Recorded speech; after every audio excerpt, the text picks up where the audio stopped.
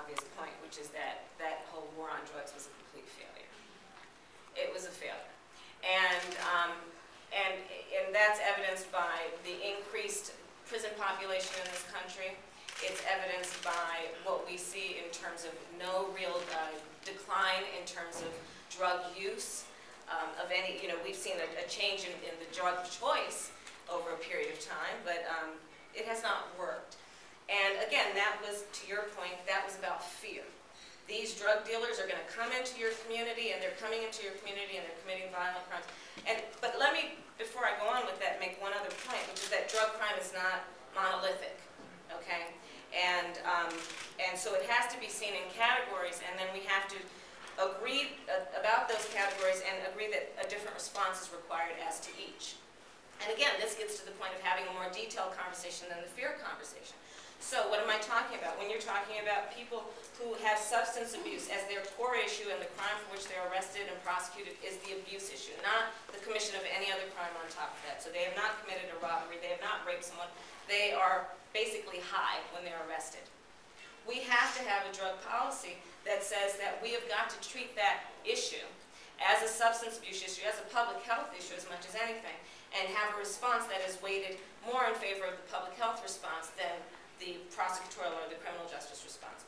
When we're talking about people who are affiliated with gangs, who are arrested because they are associated with violence, because they are possessing guns, because they are high-level drug dealers, they need to be prosecuted, they need to be locked up.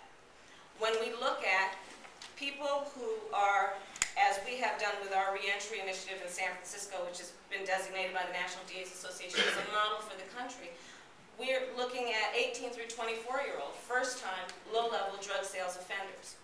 18 through 24-year-old, my nieces, all of us when we were in college, and we were called college kids.